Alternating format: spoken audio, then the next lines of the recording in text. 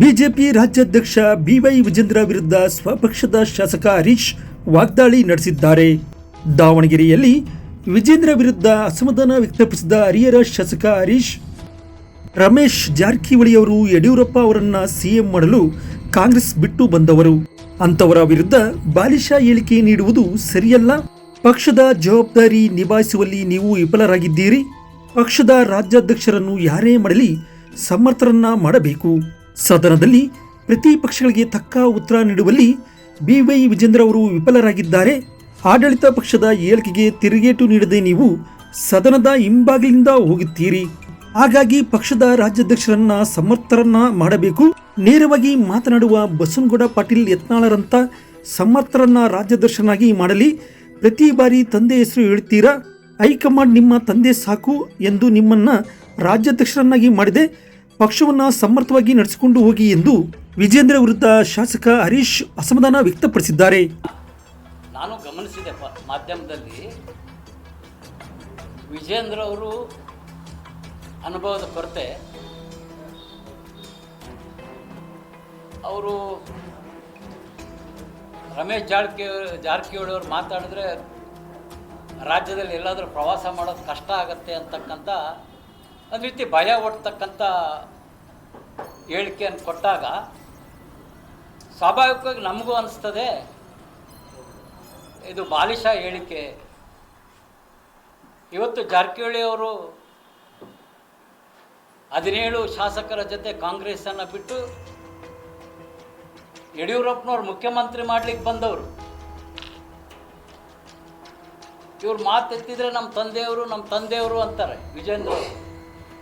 ರೀ, ಈಗ ನೀವು ರಾಜ್ಯಾಧ್ಯಕ್ಷರು ಬಿಡಿ, ಪದೇ ಪದೇ ನಮ್ಮ ಪೂಜ್ಯ ತಂದೆ ಅಂತಕ್ಕಂಥದ್ದನ್ನ ಬಿಡಿ. ಪೂಜ್ಯ ತಂದೆಯವ್ರು ಸಾಕಂತೇಳಿ ಹೈಕಮಾಂಡ್ ನಿಮಗೆ ರಾಜ್ಯಾಧ್ಯಕ್ಷ ಕೊಟ್ಟಿದೆ. ನಿನ್ನ ಸಾಧನೆಯನ್ನು ತಿಳಿಸ್ರಿ. ಅವರು ನಮ್ಮ ಪಕ್ಷದ ರಾಜ್ಯಾಧ್ಯಕ್ಷರಾದ ಮೇಲೆ ಡಿ.ಕೆ. ಶಿವಕುಮಾರ್ ಅವರು ನಿಮಗೆ ನಾವು ಭಿಕ್ಷೆ ಕೊಟ್ಟಿದ್ದೀವಿ ಅಂತ, ನಾಗರಾಜ್ ಗೌಡಂಗೆ ಟಿಕೆಟ್ ತಪ್ಪಿಸಿ ನಿಮಗೆ ಭಿಕ್ಷೆ ಕೊಟ್ಟಿದ್ದೀವಿ ಅಂತ. ಅದಕ್ಕೆ ಉತ್ತರ ಕೊಡ್ಬೇಕಲ್ರಿ ಅವರು. ಇಲ್ಲ, ನಾನು ಸ್ಪರ್ಧೆ ಮಾಡ್ತೀನಿ, ನಾನು ನ್ಯಾಯಯುತವಾಗಿ ಗೆದ್ದಿದ್ದೀನಿ ಅಂತ ಹೇಳ್ಬೇಕಲ್ಲ. ಯಾಕೆ ಯಾವ ಮಾಧ್ಯಮದವರು ಇದನ್ನ ಅವ್ರನ್ನ ಕೇಳಲಿಲ್ಲ? ನಾನು ಇದುವರೆಗೂ ಗಮನಿಸಿದ್ದೀನಿ, ಯಾವ ಮಾಧ್ಯಮದವರು ವಿಜೇಂದ್ರ ಅವರಿಗೆ ಡಿ.ಕೆ. ಶಿವಕುಮಾರ್ ಹಂಗೆ ಹೇಳಿದ್ರು ಮತ್ತೆ ನೀವು ಅದ್ರ ಉತ್ತರ ಕೊಡಿ ಅಂತ ಯಾರೂ ಕೇಳಿಲ್ಲ. ಇದುವರೆಗೆ ಯಾರೂ ಕೇಳಿಲ್ಲ, ಅವ್ರ ಉತ್ತರನೂ ಕೊಟ್ಟಿಲ್ಲ. ಅದ್ರ ಜೊತೆ ನಿಮ್ಮ ತಂದೆಯ ಫೋರ್ಜರಿ ಸೈನ್ ಮಾಡಿದೀಯಾ ನೀನು ವಿಜೇಂದ್ರ ಅಂತ ಹೇಳ್ತಾ ಇದ್ದಾರೆ. ಅರೆ, ಒಬ್ಬ ರಾಜ್ಯಾಧ್ಯಕ್ಷರಿ ಫೋರ್ಜರಿ ಸಹಿ ಮಾಡಿದ್ದಾರೆ ಅಂತೇಳಿ ಆಡಳಿತ ಮಾಡ್ತಕ್ಕಂಥ ಸಚಿವರು ಹೇಳ್ಬೇಕಾದ್ರೆ ಅದು ಸುಳ್ಳು ಅಂತ ಹೇಳ್ಬೇಕಲ್ಲ, ಪ್ರತಿಭಟಿಸ್ಬೇಕಲ್ಲ ರಾಜ್ಯಾಧ್ಯಕ್ಷರು.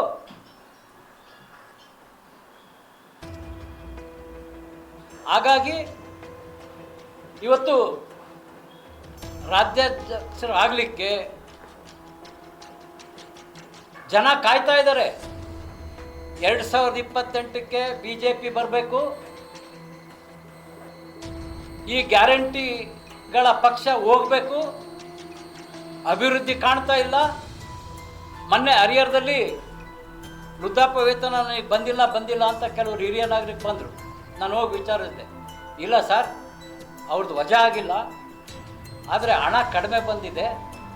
ಈಗ ಎಷ್ಟು ಬಂದಿದೋ ಅಷ್ಟು ಕೊಟ್ಟಿದ್ದೀವಿ, ಉಳಿದಿದ್ದಿನ ಮುಂದಿನ ತಿಂಗಳಾದರೂ ಸೇರಿಸಿ ಬರಲೇಬೇಕು ಸರ್, ಅವ್ರ ದುಡ್ಡೇನು ಲಾಸ್ ಆಗಲ್ಲ, ಹಣ ಇಲ್ಲ ಅಂತಕ್ಕಂಥ ಮಾತನ್ನು ಹರಿಹರದ ತಾಲೂಕು ಕಚೇರಿ ನನಗೆ ನೀಡಿದೆ. ವೃದ್ಧಾಪ್ಯ ವೇತನ ಕೊಡಲಿಕ್ಕಾಗದಂಥ ಪರಿಸ್ಥಿತಿ ಕರ್ನಾಟಕ ರಾಜ್ಯವನ್ನು ಮಾಡಿದ್ದಾರೆ.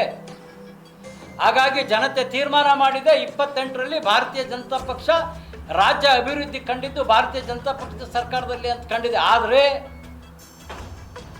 ಅದನ್ನು ನಡೆಸ್ಕೊಂಡು ಹೋಗ್ತಕ್ಕಂಥ ಶಕ್ತಿ ಸನ್ಮಾನ್ಯ ವಿಜೇಂದ್ರ ಅವ್ರಿಗಿಲ್ಲ. ವಿಜೇಂದ್ರ ಅವರು ಗೌರವಿತವಾಗಿ, ಅದು ಯತ್ನಾಳಾದರೂ ಮಾಡಲಿ, ಯಾರನ್ನಾದರೂ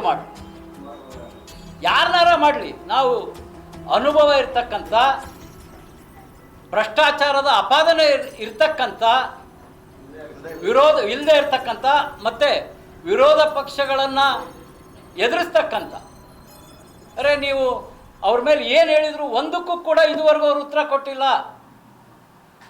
ನಾಚಿಕೆ ಆಗತ್ತೆ. ಸದನದಲ್ಲಿ ಏನಾದರೂ ನಮ್ಮ ರಾಜ್ಯಾಧ್ಯಕ್ಷರು ಮಾತಾಡ್ಲಿಕ್ಕೆ ಪ್ರಾರಂಭ ಮಾಡಿದರೆ ಸಿದ್ದರಾಮಯ್ಯನವರು, ಡಿ ಕೆ ಶಿವಕುಮಾರ್ ಅವರು ಬಿಚ್ಚಲಾ?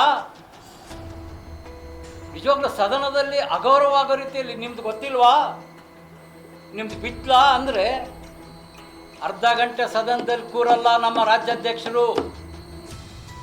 ಹಿಂದ್ಗಡೆ ಬಾಗಿಲಿಂದ ಹೋಗ್ತಾರ, ಅವತ್ತಿರೋದೇ ಇಲ್ಲ. ಇಂತಹ ವಿಚಾರಗಳನ್ನು ಹೊಂದಿದಂಥ ರಾಜ್ಯಾಧ್ಯಕ್ಷರಾದರೆ ಕಾಂಗ್ರೆಸ್ನವ್ರಿಗೆ ಹಬ್ಬ ಆಗತ್ತೆ. ಯಾವುದಾದ್ರೂ ಹೋರಾಟ ಮಾಡ್ಲಿಕ್ಕೆ ಶುರು ಮಾಡ್ತಿದ್ದಂಗೆ ನಿಂದು ಬಿಚ್ಚಲ, ನಿಮ್ಮ ಅಪ್ಪಂದು ಬಿಚ್ಚಲ ಅಂದರೆ ಮುಗ್ದೇ ಹೋಯ್ತು.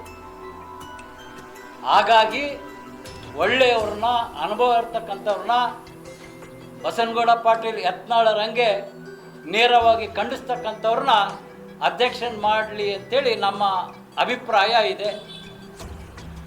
ರಾಷ್ಟ್ರ ನಾಯಕರು ನೋಡೋಣ ಏನು ತೀರ್ಮಾನ ತೆಗೆದುಕೊಳ್ತಾರೆ. ನಾವಂತೂ ಪಕ್ಷದ ತೀರ್ಮಾನಕ್ಕೆ ತಲೆಬಾಗ್ತೀವಿ. ನಿಮಗೆಲ್ಲ ಗೊತ್ತಿದೆ, ಪದೇ ಪದೇ ಹೇಳಿ ನನಗೆ ಬೇಜಾರಾಗಿದೆ. ದಾವಣಗೆರೆ ಲೋಕಸಭಾ ಕ್ಷೇತ್ರ ಸೋಲಿಸಿದ್ದು ಯಾರು ಅಂತ ಎಲ್ಲರಿಗೂ ಗೊತ್ತಿದೆ. ಇವತ್ತು ಮಾಧ್ಯಮದಲ್ಲಿ ಪಕ್ಷ ವಿರೋಧಿ ಮಾಡ್ತಕ್ಕಂಥವ್ರನ್ನ ದಿನಕ್ಕೆ ಅವ್ರ ಮನೆಗೆ ಸ್ನಾನ ಮಾಡಿದ್ದಿಂದ ಎಲ್ಲ ಬರುತ್ತೆ. ನಾನು ಪ್ರೆಸ್ ನೋಟ್ ಕೊಟ್ಟೆ ಮೊನ್ನೆ, ಇದೇ ಹೋಲ್ಡಿಂಗ್ಸ್ ಬಗ್ಗೆ ಒಂದು ಪ್ರೆಸ್ ನೋಟ್ ಕೊಟ್ಟಿದ್ದೆ. ಸಮಯ ಆಗದೆ